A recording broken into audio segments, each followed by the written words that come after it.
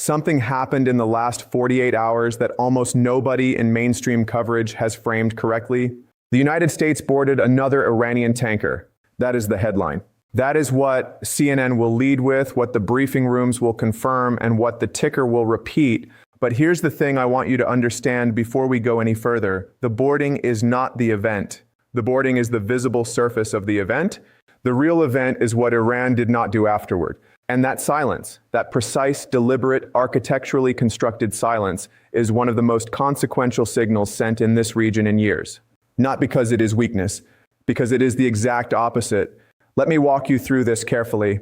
Most of the coverage today is going to frame this as American maritime enforcement, a show of force, a demonstration that Washington can and will intercept Iranian oil shipments regardless of diplomatic pressure. And on the surface, that framing is not wrong. The United States did board the vessel. American personnel did conduct the operation. That happened. But here's what that framing entirely misses. It treats the action as the story and ignores the response as noise. In geopolitics, that is almost always backwards. The action tells you what one actor wanted to signal. The response, or the deliberate absence of a response, tells you what the other actor has already decided. And Iran has decided something. The Gulf states watching this right now can feel it, even if they cannot yet name it. So here's my thesis, and I want to be direct about it. The United States boarding of this Iranian tanker is not a demonstration of American leverage over Iran. It is a demonstration of the ceiling of American leverage over Iran. There is a difference, and that difference is the entire story. When a great power applies maximum visible pressure and the target does not flinch, does not escalate, does not beg, and does not capitulate, the watching world does not conclude that the pressure is working. The watching world concludes that the pressure has already been absorbed. That Iran absorbed it means something structural, and the Gulf states sitting between these two powers with their own oil infrastructure, their own shipping lanes, and their own survival calculations are reading that signal in real time. What they are reading is that they may be more alone than they thought. Let me give you the immediate factual picture first because the specifics matter here. The tanker in question was intercepted in international waters. American naval assets conducted the boarding under what the Pentagon has described as enforcement of sanctions.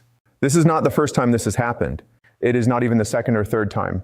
The United States has conducted a series of these interdictions over recent months, seizing Iranian oil in transit, redirecting cargoes, and asserting a legal framework in which American sanctions jurisdiction extends beyond American territory into the shipping lanes of the world.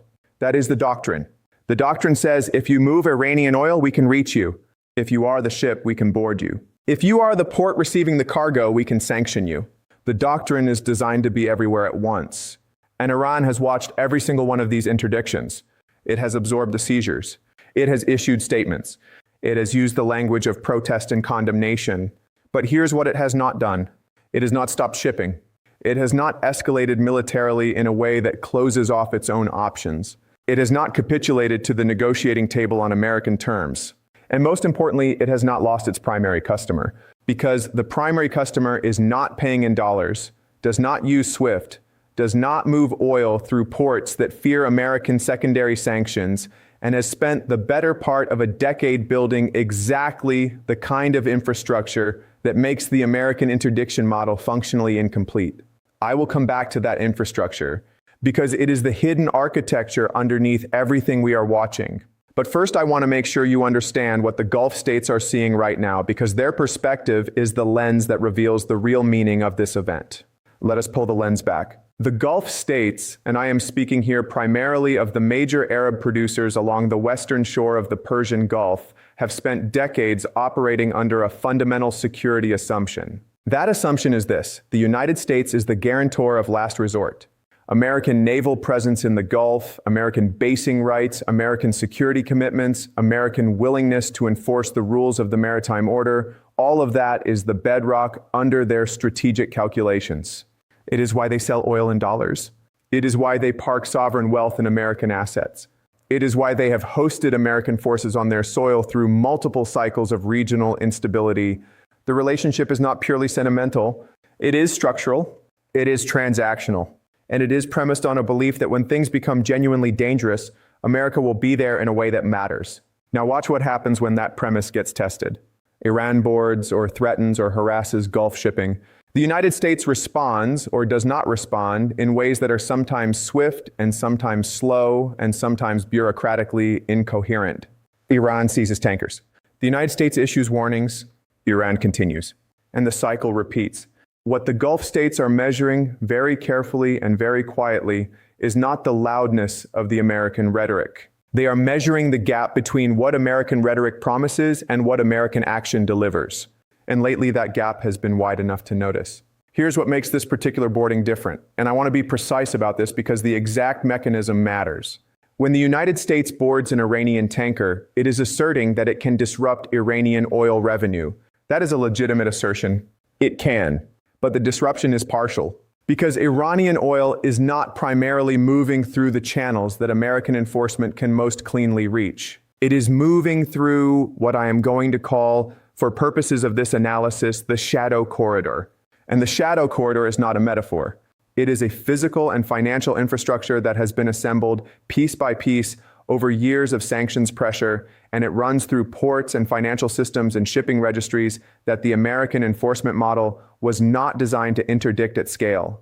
Let me tell you what the shadow corridor actually looks like.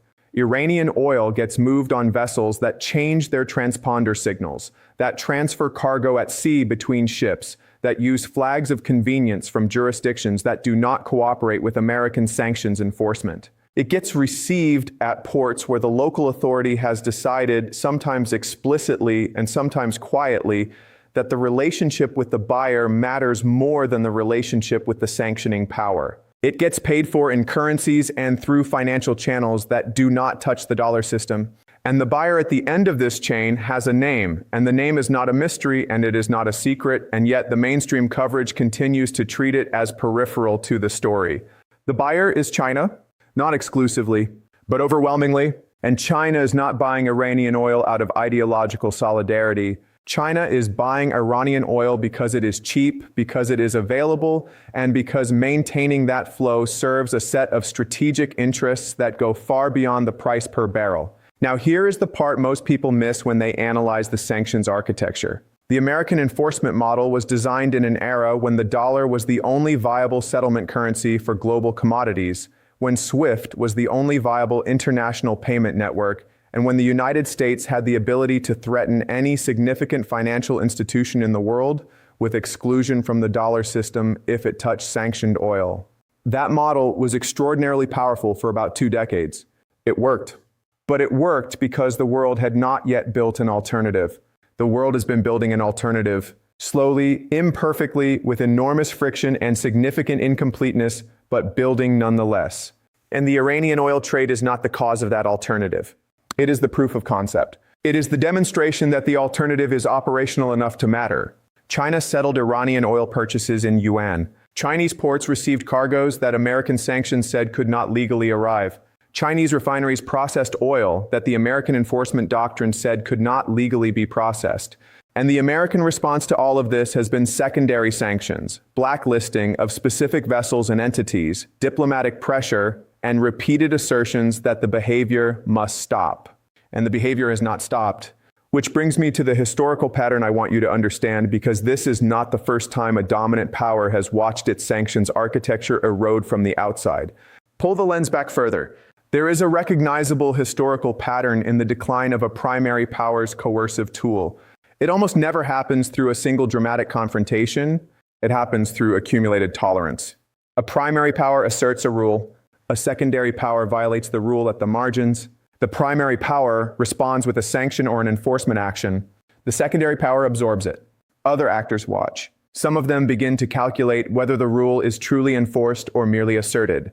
A few of them begin testing the margins themselves, not dramatically, not confrontationally, but commercially, quietly, incrementally. Over time, the rule that was universal becomes the rule that applies to those who cannot afford not to follow it, and does not apply to those who have built the infrastructure to root around it. That is not a prediction. That is a description of what is already in process. The British Empire ran a naval enforcement model in the 19th century that was, at its height, genuinely global. British warships could and did interdict vessels in almost every significant shipping lane in the world. The model worked because Britain was the dominant industrial power, the dominant financial power, and the dominant naval power simultaneously. When those three forms of dominance began to separate, when industrial leadership migrated to America and Germany, when financial relationships shifted, when the naval advantage became relatively less decisive, the enforcement model did not collapse overnight. It eroded, and the erosion was marked by exactly the pattern we are watching now. Successful interdictions that did not change underlying behavior, warnings that were absorbed rather than heeded, and regional actors who quietly began hedging their bets. I am not saying the United States is finished. I want to be very clear about that because I want to steelman the American position accurately before I explain why I think it is structurally weaker than it appears. The strongest version of the American argument is this. Yes, Iran is moving some oil through shadow channels. Yes, China is buying some of it. But the total volume of Iranian oil exports is still significantly below its pre-sanctions peak. Iranian oil revenue is still constrained. The Iranian economy is still under significant pressure. The rial has lost enormous value. Iranian domestic inflation has been severe. The population is aware of the economic cost. And the pressure is real, even if it is not total. A regime under that much economic stress is not a regime operating from maximum strength. The interdictions matter. The seizures matter. The accumulated cost matters. That is the strongest version of the argument, and it is not wrong. But here's what that argument does not explain. It does not explain why Iran, under all of that pressure, has not reached a deal on American terms. It does not explain why Iranian negotiating posture has not moved toward capitulation. It does not explain how a regime supposedly weakened by sanctions has continued to fund proxy networks across the region to advance its nuclear program and to maintain the credibility with its primary customer that allows the shadow corridor to keep functioning. The answer to those questions is not that sanctions do not work at all. The answer is that sanctions work differently when the target has a committed buyer who is also a great power with the ability to absorb secondary sanctions risk. And that is the structural reality. The boarding of this tanker does not change. So now let us come back to the silence. Iran has not responded militarily. Iran has not escalated in the Strait. Iran has not made dramatic declarations of retaliation. Why? There are two possible explanations for that silence, and I want you to think carefully about which one the evidence supports. The first explanation is that Iran is deterred. It knows that American military capability in the region remains formidable. It knows that an open military confrontation with the United States would be devastating. It is choosing restraint because it fears the consequences of action. Under this explanation, the silence is weakness. The second explanation is that Iran has already achieved its strategic objective without needing to escalate. Its primary customer is continuing to buy. The shadow corridor is operational. The sanctions pressure, while real, has not reached the threshold that would force a genuine capitulation. Iran can absorb the interdictions, continue to supply China, continue to fund its regional position, and wait for the structural forces that are gradually eroding the American enforcement model to do their work. Under this explanation, the silence is confidence. I want to argue that the evidence, not the rhetoric, but the actual behavioral evidence, supports the second explanation more than the first. A deterred actor modifies its behavior. It changes its calculus at the margins. It shows signs of accommodation. Iran has not shown those signs. It has shown exactly the kind of patient, strategic tolerance that a power shows when it believes it does not need to fight because the board is already moving in its direction. And that is what the Gulf states are reading in the silence. If Iran were genuinely deterred, the Gulf states could relax into their traditional security assumption. American pressure is working, the Iranian threat is being managed, the guarantor is effective. But if Iran is not deterred, if Iran is simply waiting, if the silence is not fear but calculation, then the Gulf states are sitting between a military guarantor whose enforcement model is incomplete and a regional power that is absorbing pressure without flinching. That is a very uncomfortable position. And the uncomfortable truth is that the Gulf states cannot yet say out loud what several of them are already calculating in private, that the architecture they have depended on for decades may be showing its first structural cracks. This does not mean the American alliance is finished. It does not mean the Gulf states are about to pivot away from Washington. The relationships are deep, the dependencies are real, the alternatives are imperfect and incomplete, but it means the conversation is changing. The calculation is changing.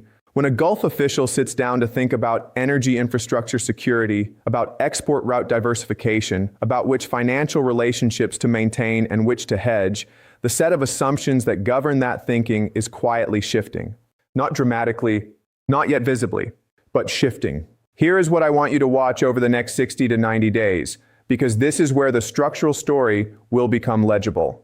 Watch whether any Gulf state makes a quiet diplomatic overture to Tehran outside the American-mediated channel. Watch whether any bilateral oil or infrastructure discussion opens up between a Gulf producer and Beijing in a forum that is not publicly announced. Watch whether Iranian oil shipment volumes continue to trend upward despite the interdictions, because sustained volume in the face of enforcement is the clearest evidence that the shadow corridor is not just surviving, but scaling. And watch what language the Gulf states use when they are asked directly about American security guarantees. Not the formal language, the informal language. The language in interviews that are not fully scripted, the remarks at the margins of conferences, the diplomatic formulations that are slightly less enthusiastic than they used to be, that is where you will hear the silence answering. The United States boarded an Iranian tanker. That is the headline. The hidden structure underneath the headline is this: American maritime enforcement can interdict vessels. It cannot eliminate the customer relationship that makes Iranian oil resilient. It cannot reach the financial architecture that routes around the dollar system. It cannot change the calculation of a power that has decided its strategic position is durable enough to absorb visible setbacks. And it cannot prevent the watching world from doing the arithmetic. The Gulf states are doing the arithmetic. The secondary actors across the region are doing the arithmetic. And the answer they are arriving at is not the answer that American policy intended. This is not a complicated story once you see the full structure. A dominant power asserts a rule. The target of the rule has a committed patron who provides the economic and financial insulation necessary to absorb the rule's enforcement. The dominant power enforces visibly. The target tolerates quietly. The watching region concludes that the rule is real but not total. And the architectural shift that follows that conclusion is not one decision by one actor. It is 1,000 small decisions by a dozen actors over years, each one individually explicable and collectively transformative. Watch the 3 things I described. Read the actual shipping data, not the press releases, and then ask yourself the question that none of the briefing rooms are asking. If this enforcement model were working, what would Iran's behavior look like differently from what it looks like right now? If you can answer that question honestly, you already understand this story better than most of the coverage will tell you.